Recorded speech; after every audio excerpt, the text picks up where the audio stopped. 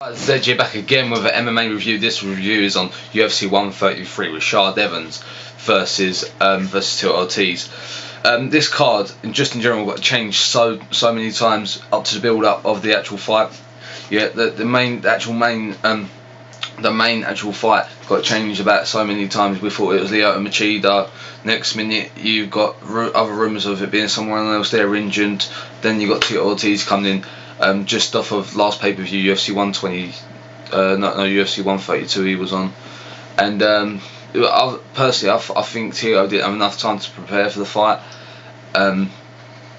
but soon see he did alright in the fight, let's just say that. But let's get ahead with these reviews. The first review I'm going to be doing is on the second fight from the upper card, which is Jorge Rivera versus Constantinos Philippou. This fight was actually really good.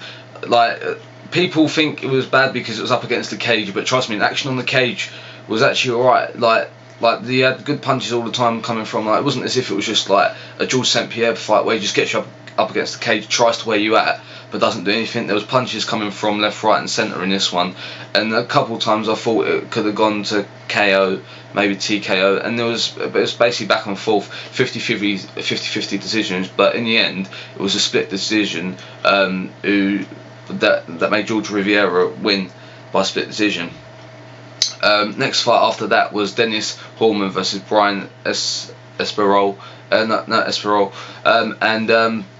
Basically this fight only went one round, and what happened is basically these two guys have got really good MMA careers. I think they had about 150 fights between them if you combined them, and I like I was saying on the build, just from the build-up tape, you saw these guys, they were going from the ground. It was going to be a well-rounded fight. It wasn't just going to be a striking game. It wasn't just going to be a stand-up game. It was going to be a mixture, a true mixed martial arts fight, should we say?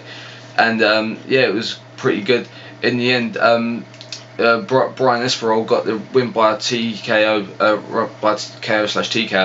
But must admit, Dennis Hallman did have nice. There was actually a point where I thought Dennis Hallman might have won by, I think it was guillotine, and he had no, it wasn't guillotine. He was on the ground, and there was on the side, and then he had him on a choke from the side, and it was rear naked choke. That's the one. He had him on that, and then he got out of it. But yeah, it was a good fight. Trust me, it was a pretty good fight on the card. Next up was the co-main event of the evening, which was Vitor Belfort versus Yoshihiro Akiyama.